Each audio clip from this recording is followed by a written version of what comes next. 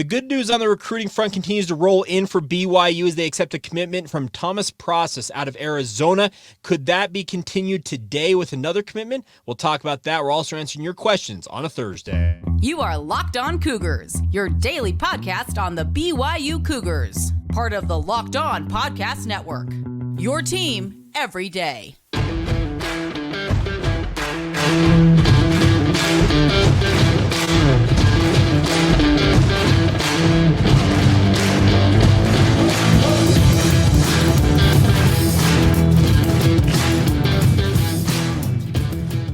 What's up, everybody? I'm Jake Hatch, your host here on Locked On Cougars, resident BYU insider. Thank you for making Locked On Cougars your first listen of the day. Thank you to all of us who are everydayers with us here out on the Locked On Podcast Network.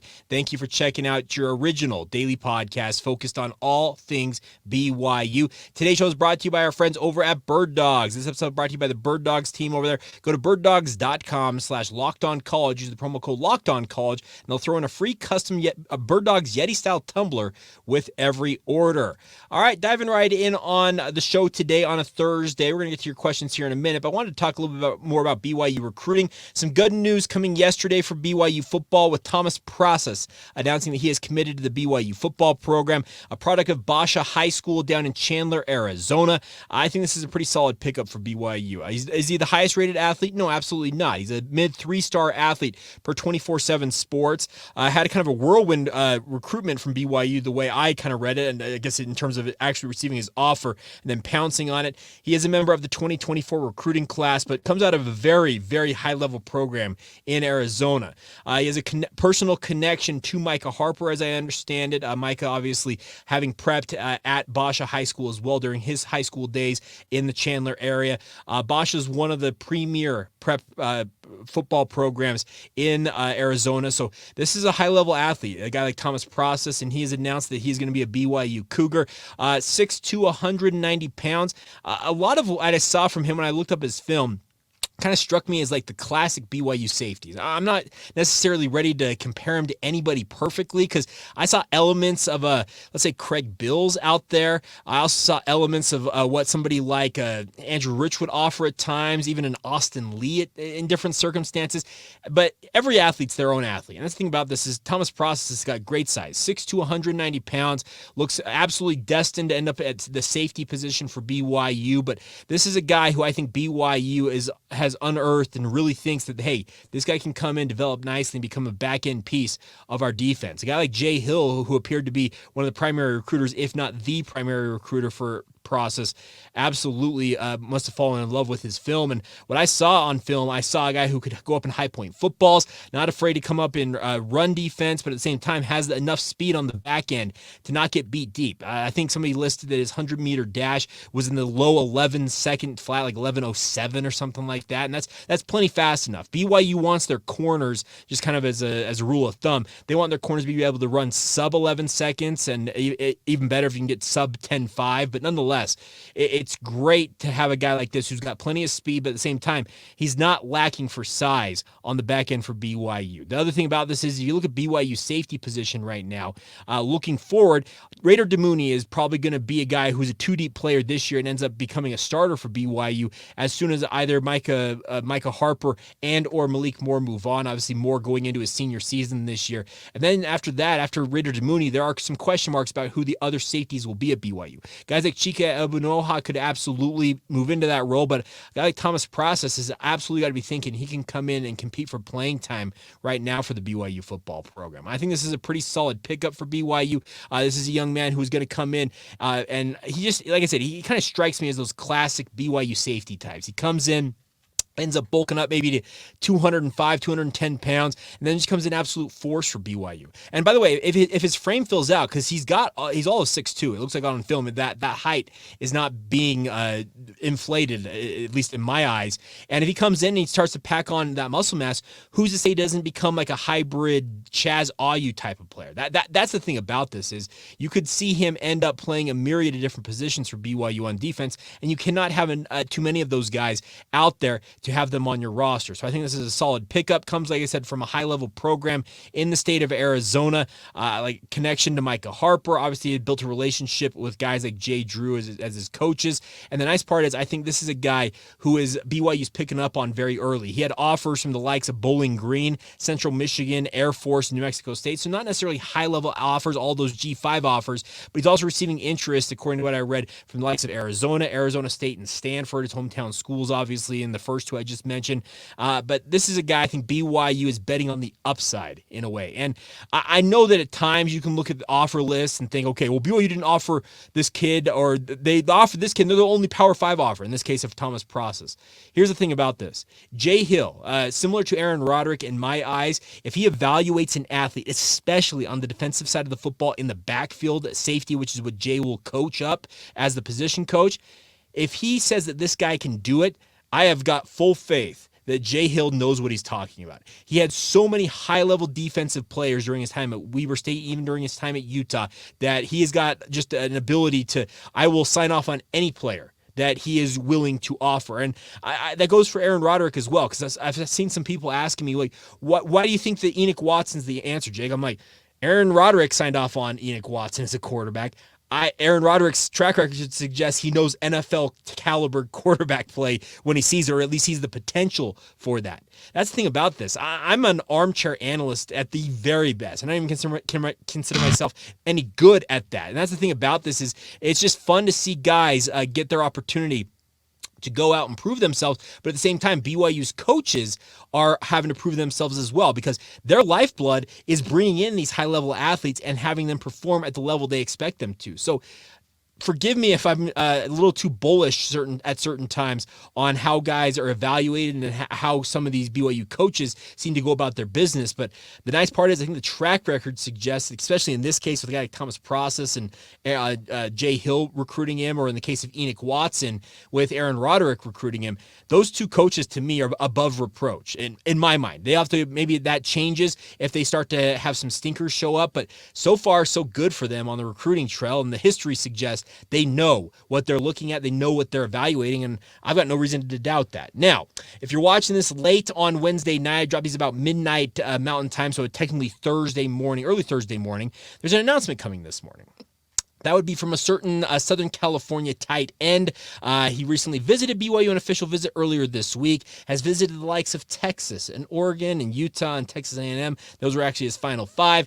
I am fully expecting very, very good news for you Cougar fans out there from that tight end prospect. Shouldn't be hard to put it together, but as soon as that officially becomes official and makes the announcement via social media, I will have some thoughts. I'll have something ready for you guys, so stay tuned for that. But some good news appears to continue to be coming for BYU as the month of June rolls on. It's been a really, really good month for BYU so far on the recruiting trail, and I don't see it slowing down anytime soon. They're going to be welcoming EJ Caminong on an official visit early next week, the former Washington commit at quarterback. He'll be coming to BYU. Carson Suesue, who is at Granger High School now, formerly of De La Salle High School out in Concord, California. He's coming on an official visit late next week.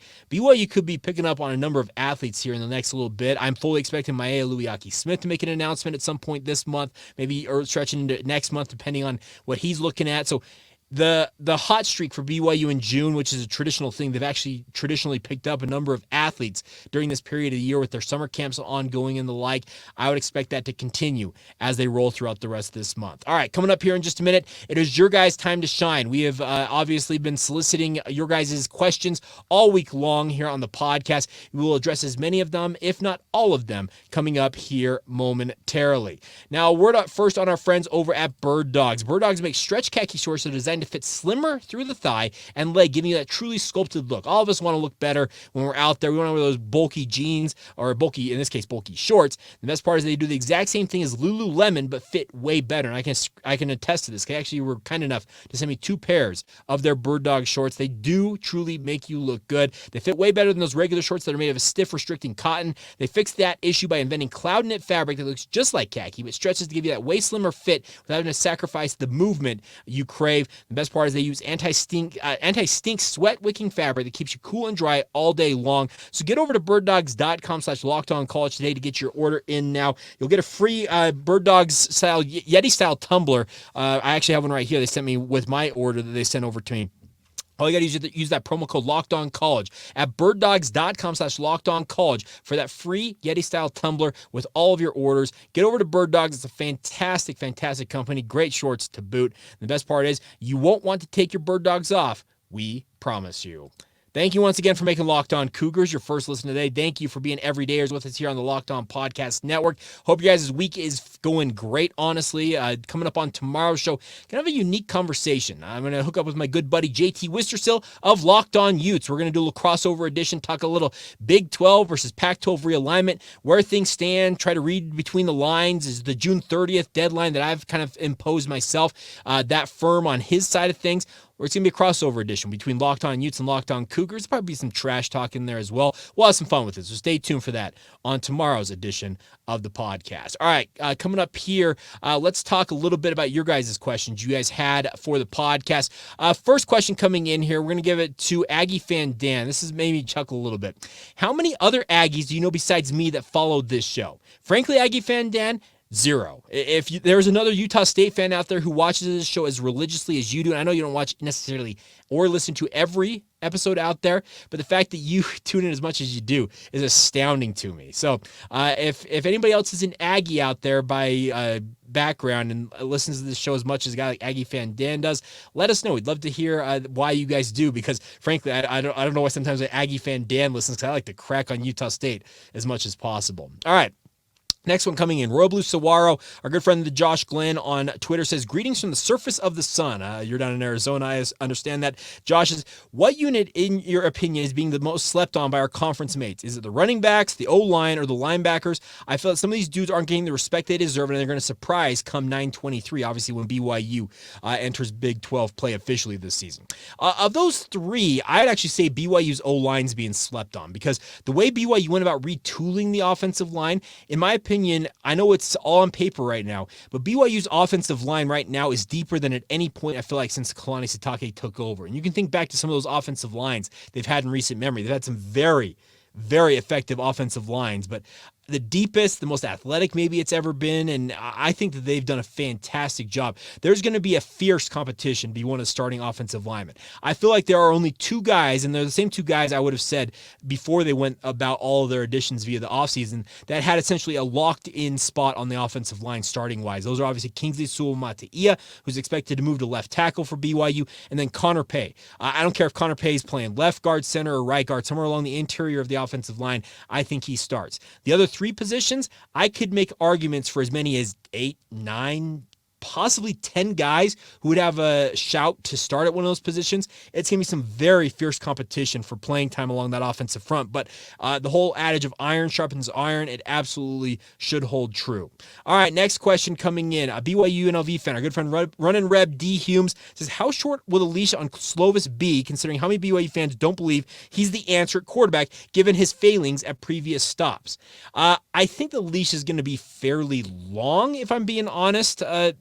And I look at it because a guy like Keaton Slovis, he's trying to get it right this year. Now, I talked about earlier this week that there was a very, very positive notes coming from Jim Nagy of the Senior Bowl. They believe that he was an NFL quarterback last year, despite kind of the down season, the down note that he had at Pitt. BYU believes they can get him back to doing what he was doing early on in his USC career. I just talking with people around the BYU football program, they've got that confidence. So, frankly, he'd have to go out and put together an absolutely awful string of play for me to believe that BYU was going to pull the trigger and bench him and insert a guy like Jake Retzlaff or one of the other quarterbacks on the roster, frankly. I just think that leash can be fairly long this year. I think BYU has every intention, barring him being injured, etc., of him being the guy all year long. All right, next one coming in, JT Kucher, who says this. Jake, what are your thoughts on Ryder Burton? Another quarterback question here. In your opinion, does BYU think he is more of the QB of the future rather than a Maealiuaki Smith or EJ Caminong if they are able to land either of them. Huge fan of the show, one of the many everydayers. Thanks for all you do for Cougar Nation. Well, thank you, JT, for the compliment. Ryder Burton comes to BYU with all kinds of people crowing about how good he is. He played in an archaic offense that featured a running back or a running game versus featuring what he could do at quarterback. It was I formations, old school football, like power I almost type stuff. And that really, I think, had a lot of people thinking that he wasn't necessarily as good as he could be. He showed flashes during spring ball, frankly, that stunned me. I'm not 100% convinced that he's ultimately going to be the guy down the road for BYU, but there are tools there. I saw glimpses of why Aaron Roderick signed off and never wavered from Ryder Burton when he had him commit to the BYU football program. He also comes with John Beck's blessing. John Beck has worked with Ryder Burton and has signed off on him, and John Beck knows quarterback play because he trains some of the NFL draft's best quarterbacks. He works with top 5 talents every single year. He knows high-level quarterback play, and he signed off on Ryder Burton. So could he be the future quarterback? Could he be the future guy for BYU? Absolutely, but they are not doing their due diligence, so they don't try and bring in a Maealiuaki Smith or an EJ Caminong, if at all possible. I'll actually get into a question here on Maealiuaki Smith in just a moment, but they absolutely need to look at all options on that, but people are really, really high on Ryder Burton. And like I said, I saw small glimpses. Obviously, I didn't see all of spring camp, but there were moments during spring camp when he got out there that I saw him like, okay, I get it. He's got a real live arm. That's one thing about this. He is skinny as all get out. He needs to pack on some weight in the weight room, and that obviously will come with time. But he has got an ability. He's got just an absolute ability to just chuck the football. It's awesome to see. I use the term, he's got a hose for an arm. He absolutely can sling it all over the field. And we'll see what happens. It's interesting. All right, Josh War, good friend, says, are you aware of any potential transfer prospects still on BYU's radar, or do you think that BYU is mostly set at this point? I think that BYU is fairly comfortable where they stand, but I had a person inside the BYU football program say they still have a quote-unquote handful of scholarships to work with if they find the right guys in the transfer portal. At this point, are they going to be impact, game-changing type transfers that be coming in? No, I don't think so. They'd be probably firm depth pieces, guys you're projecting maybe coming with a year of seasoning can become a rotation piece.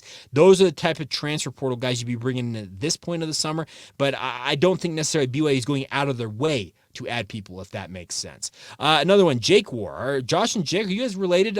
Jake War on Twitter says, do you have any depth chart predictions that you're willing to share? That's an interesting one. What depth chart predictions do I have willing to share? I'll give you one, at least I can think of. Keep an eye on Jake Icorn, the transfer from Weber State. Offensive lineman, had a standout season a year ago for Weber State. Do not be surprised. I mean, he may not start day one for BYU, but do not be surprised if Icorn ends up holding down a starting spot along the offensive line for BYU. There's a lot of other big names in front of him in terms of guys they brought in via the transfer portal that have got high-level play, like guys like Paul Maile, Ian Fitzgerald, etc., on down the list, Waylon Lapuaho. But do not be surprised if Jake Icorn beats all them out, ends up as a starter at some point this season, and at that point may never relinquish that job. He is that high level of an offensive lineman from people that I trust with their evaluations. We'll see if that holds true.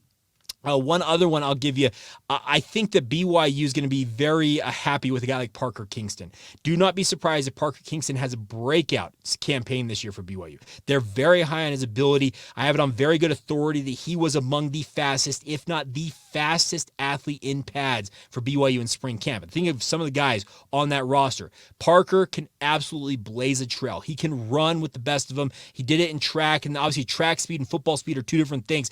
But once again, when the metrics were kind of laid out there, when they tracked miles per hour, that type of stuff in full pads, which is a completely different deal than running on the track, he was among the fastest, if not the fastest player for BYU. Keep an eye on Parker Kingston. I think he really could make some big noise coming up. All right, YouTube Blue SC Price UTP says, would you like to hear an update on Maealiuaki Smith, his visit and his connection to BYU? The connection to BYU, the way I understand it, is obviously he's got a family who are probably members of the LDS faith. As I understand it, he is not a member of the Church of Jesus Christ of Latter-day Saints. I could be completely wrong on that, but I think I saw somewhere that he is not a member, but he's got family who are members. The other thing about this is the connections don't necessarily out there anymore. The thing about this is guys like Aaron Roderick, they don't care about having to use a family connection to hook a guy in to coming to BYU. They're not afraid to go out there and sell BYU for what it is. Cody Epps, for example, had zero connections, literally zero connections to the BYU football program. Aaron Roderick and companies discovered him, saw that he was being under-recruited at Mater Dei High School down there in Southern California, loved him up, and ended up getting him to BYU. That is the type of stuff BYU's aspiring to do. They don't necessarily have to have a super tight connection to the program. They're going to go out and sell BYU for what it is, and I think it's the right way to go about it. You absolutely should be approaching that. From what I understand, the visit, to answer your question, UT Blue, went very well. BYU is hoping they can land him. I think that Smith is far and away BYU's top option at the quarterback position right now in the recruiting process, but they do not discount guys like EJ Caminong if Maealiuaki Smith does opt to go elsewhere. They've got a number of guys that they think they can go out and obviously recruit and hopefully bring in, but just that's the thing about this is there's so many variables to all of it, but at the same time, I understand that you want to know, okay, how quick could he make a decision?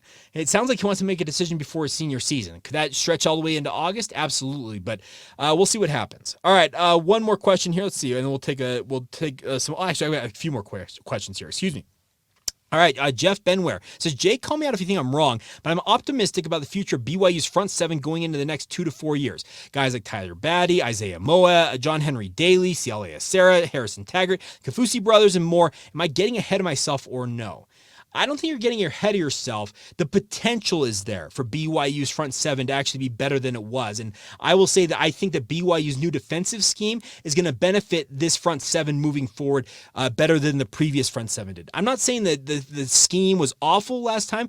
I just think that BYU got away from recruiting what they needed to run their previous scheme. The one thing about Jay Hill, and he's got track record that suggests this, he will morph and adjust his defense to fit the talent he has out there on the field. He is not a guy who's going to be round peg, square hole, and say, suck it up and deal with it. That's kind of a little bit what happened with last year's recruiting class. So that's the thing about this is I look at what's going on with the BYU defense and the potential's there. So on paper, to answer your question, yeah, the potential's there for BYU's front seven to be very, very good.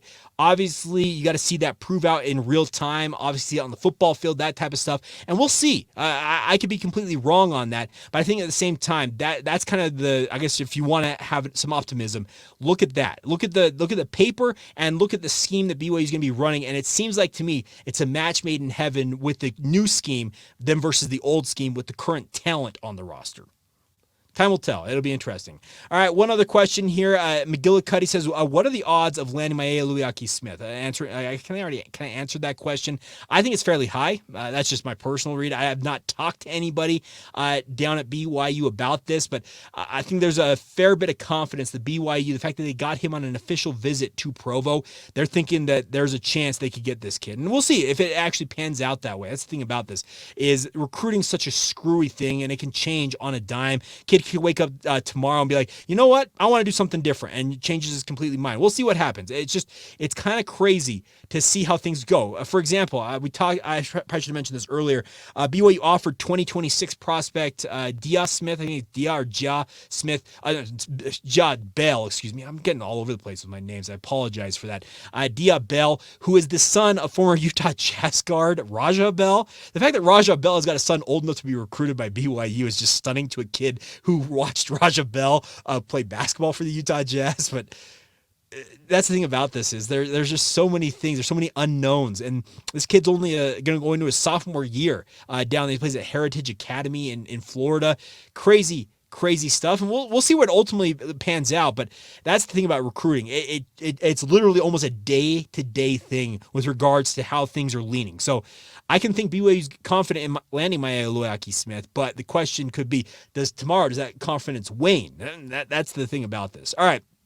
I think I got to all the questions. If I missed any of them, I will get to them as soon as I am humanly possible to. Maybe you'll get a personal response from me if I miss one of your questions. But always, I cannot thank you guys enough for your support of the podcast, weighing in with your questions. It's actually a ton of fun to get you guys weighing in and letting me know what you guys think of what's going on with the Cougars. I actually got to pull up one thing here. I'm doing this on my phone on the fly if you're watching this on YouTube. It's real thrilling stuff. All right. So, nope, I think we're good there, actually. Yeah. Anyways, all right. So we'll move along here. We're going to finish up today's show looking back at what is potentially the worst loss in BYU football history. It came amidst the absolute train wreck that was the 2017 season.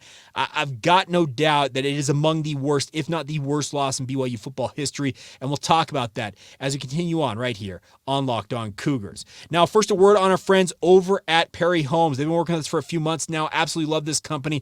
They do it the right way. The best part is if you're looking for your dream home, you're looking for your starter home, or literally anything in between, Perry Homes has got the options for you. For more than 50 years, Perry Homes is Utah's premier home builder with communities throughout the states. They got communities, home designs, and price points, all of which are designed to fit and help meet your needs. The best part is they got beautiful communities in Davis, Salt Lake, Tooele, and Utah counties right now, as well as multiple communities in Washington County, near St. George if you want to get down to Red Rock country. They offer over 50 unique home designs from ramblers to 2 stories to townhomes. They even have quick move-in homes that they're already built right now if you're available and ready to move right away. And they're offering generous financing incentives through their preferred lender as well. So get to perryhomesutah.com to see what's new in Utah's finest neighborhoods. That's perryhomesutah.com to learn more now. For 50 years, Utah has been coming home to Perry Homes.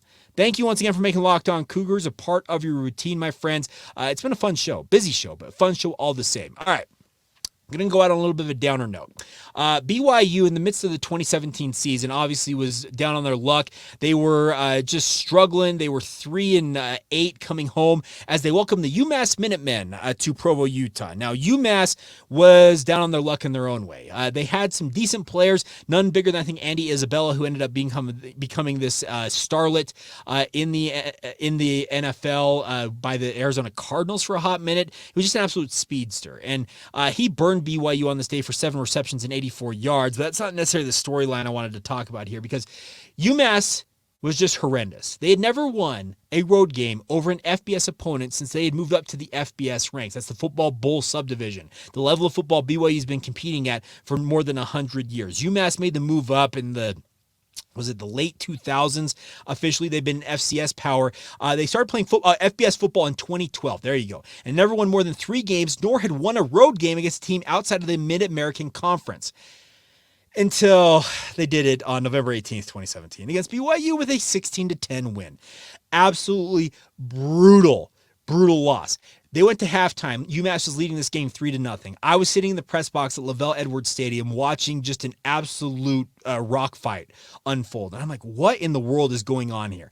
BYU ended up losing this game, having 9 losses for the 3rd time in school history, matching 1949 and 1955. It had been literal 60, 70 years since BYU was as bad as they were in the 2017 season.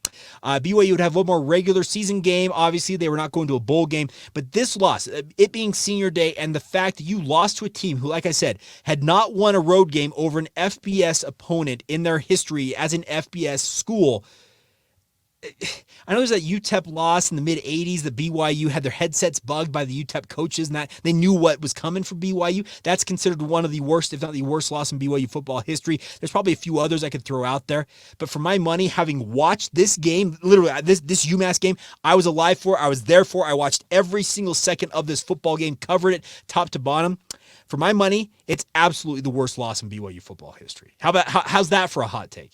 It was abysmal. And I don't hold anything against the players for BYU, but the thing about this is Joe Critchlow, 21 of 45, 257 yards, 1 touchdown, 4 interceptions. Brutal. BYU's rushing game, which you probably would have thought you would have relied on in this circumstance to lead you to a win. Grand total of 26 carries for 42 yards, a total average of 1.6 yards per carry. Ugh. Joe Critchlow, 7 carries minus 46 yards. He was getting sacked in the back. These numbers are frankly it's astonishing that BYU could be this bad. But that's the thing about this is that loss. It sunk BYU to just an absolutely low level they had not been at since 1955. Jeez, just brutal stuff. I am going to read this last bit before we go. This comes in from Daniel Rigby. He says, Jake, I believe we should be talking about the UMass game in 2017 coming up here. Yes, we're talking about that, Daniel Rigby. I just wanted to share a memory. This very well may be the worst loss in BYU history. I'm raising my hand right here. This is Jake Hatch saying it is the worst loss in BYU history. And I was there to see it in person. I was living in Arizona at the time, was up visiting for the Thanksgiving holiday. On a whim, I decided to go to the game with a family member. Showed up about 30 minutes before game time. We're able to purchase tickets at about the 30-yard line on the east side for $15, which is absolutely bananas. That shows you how low things had gotten in 2017, that the east side tickets were, for that good of a seat were going for $15. But nonetheless, I clearly remember watching Joe Critchlow throw a deep pass to Matt Bushman right at the goal line. This pass ended up bouncing off of his hands and getting intercepted. I remember this being the moment the game seemed to be over, perhaps the lowest point of BYU football in the last 50 years. You're not wrong, Daniel Rigby, because it was abysmal. And I do remember that pass. Matt Bushman looked like he was going to haul it in and maybe give BYU some life. Glances off his hands and picked off. It was kind of just the epitome of how abysmal this season was.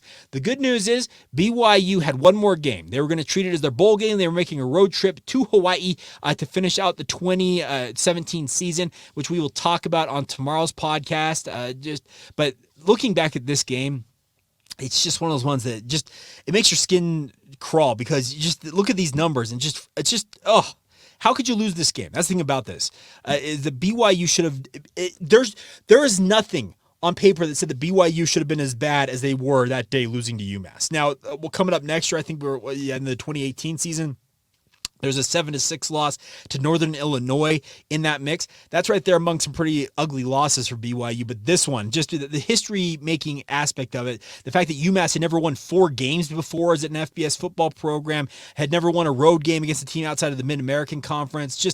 It was abysmal stuff for BYU. And the fact that BYU found a way to lose that game, if the fate for Ty Detmer had not been sealed before that, it surely sealed his fate after that loss. All right.